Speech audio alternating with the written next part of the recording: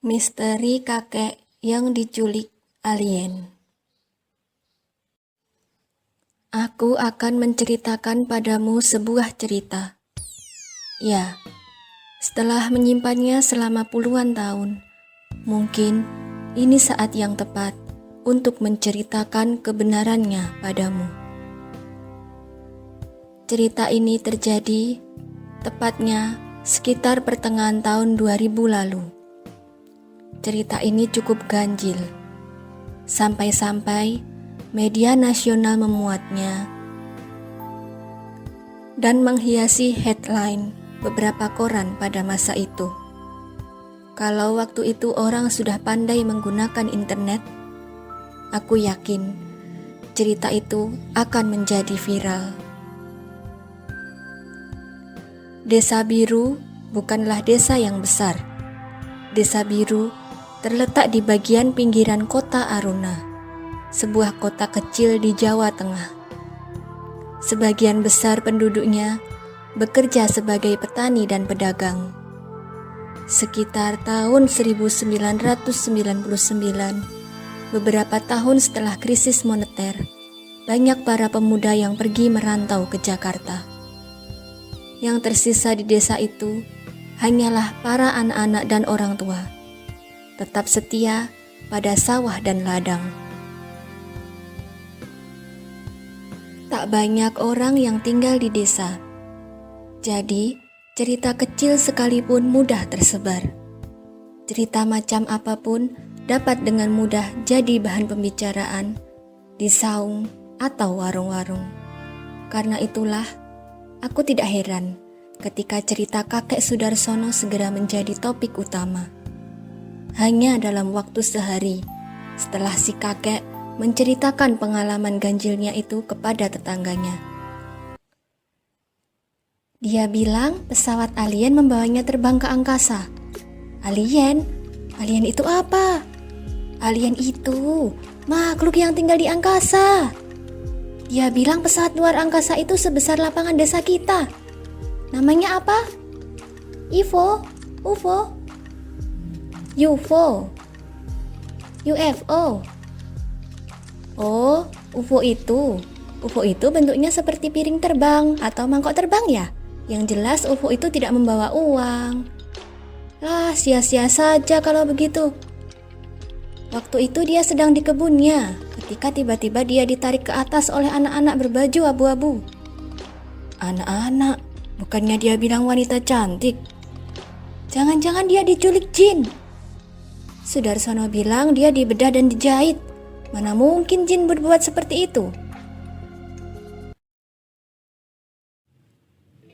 Tentu saja, versi asli cerita itu sudah tercampur-campur dengan perkataan orang-orang yang ingatannya sudah tercampur-campur pula dengan masalah kehidupan. Bagaimana kejadian sebenarnya sudah tidak jelas lagi. Aku ingat, setelah mendengar cerita itu, aku segera menuju rumah kakek Sudarsono bersama teman-temanku. Rumahnya sudah penuh dengan orang-orang yang penasaran dengan ceritanya. Kakek Sudarsono berusia sekitar 60-an. Rambutnya belum putih semua. Masih tersisa bagian hitam di sekitar kedua telinga. Tubuhnya tinggi gagah dengan hidung mancung. Perawakannya memang mirip bule, kecuali kulitnya yang sawo matang.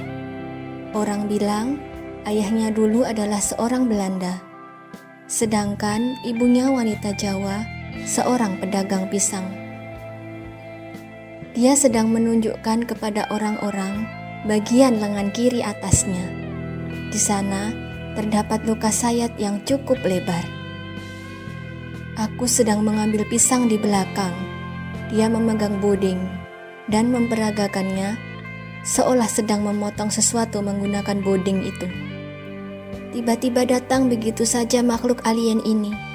Tubuhnya tinggi, kurus, dan matanya hitam. Aku ditariknya ke atas. Semuanya terasa sangat terang. Oleh alien itu, aku dibawa masuk ke pesawat besar. Aku dibaringkan di dipan besi. Tanganku dipegangi. Rasanya sakit sekali. Kemudian yang aku ingat selanjutnya, aku sudah berbaring di tanah di kebunku. Aku teriak-teriak pada Kadir. Kadir bilang memang ada cahaya terang. Kemudian dia melihatku tiba-tiba terbaring di tanah. Kakek Kadir, tetangga kakek Sudarsono mengiyakan. Orang-orang memandangnya sejenak. Kemudian mereka kembali fokus pada kakek Sudarsono. Waktu itu aku pergi ke kebun pagi-pagi. Ketika aku terbangun di tanah, masih pagi juga. Kulihat Siwi mulai mengeluarkan ayam-ayamnya. Berarti masih sekitar pukul 6. Waktu yang sama ketika aku keluar dari rumah. Aneh sekali. Padahal kupikir aku pergi cukup lama.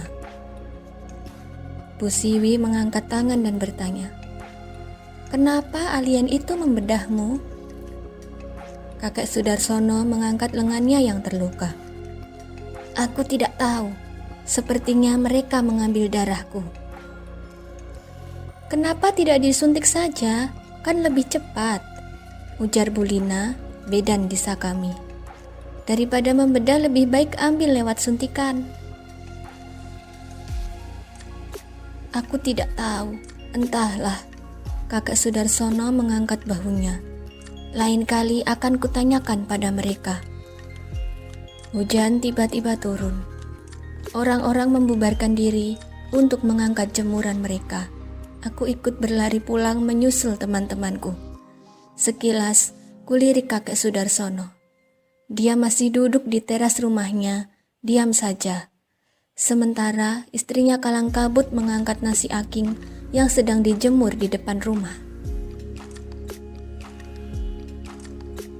Beberapa hari berlalu setelah itu. Kisah itu sudah mulai menyebar ke desa sebelah. Orang-orang dari desa sebelah bahkan sampai datang ke rumah kakek Sudarsono. Mereka membawakan berbagai macam buah tangan, seperti beras dan ketela. Tujuannya hanya satu, yaitu mendengar cerita secara langsung. Bahkan ada pula orang yang meminta kesembuhan akan penyakitnya. Kakek Sudarsono menolak untuk menyembuhkan. Namun dia senang hati menceritakan kisah itu berulang-ulang pada pendengarnya. Aku dan temanku jadi semakin sering bermain di rumah kakek Sudarsono. Suatu ketika, pada sore hari menjelang maghrib, aku mengambil sandalku yang ketinggalan di rumah kakek Sudarsono. Aku menemukannya di belakang rumah. Segera aku berlari pulang dengan cermat memperhatikan langkah, karena pohon pisang di bagian belakang rumah kakek lebat sekali. Pantas saja si Adi tidak pernah ketemu waktu main petak umpet di sini.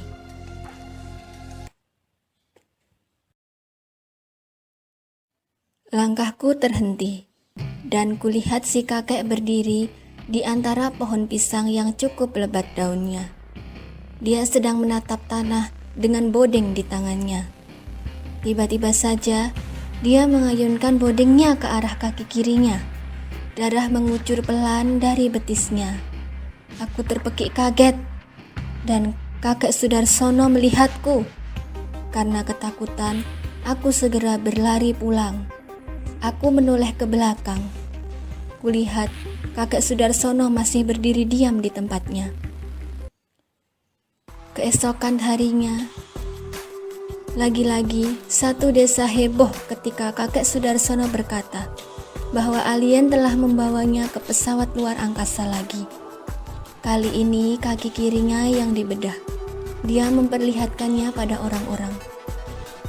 "Rupanya mereka membedahku dan memasukkan sesuatu ke tubuhku," ujar kakek Sudarsono.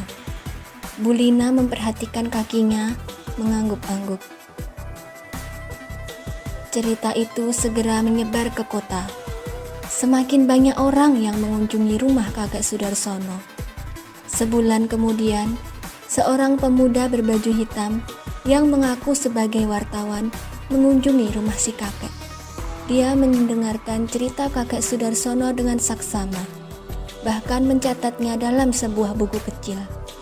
Setelah mengucapkan terima kasih, pemuda itu beranjak pergi. Aku dan teman-temanku berlari mendekati pemuda itu.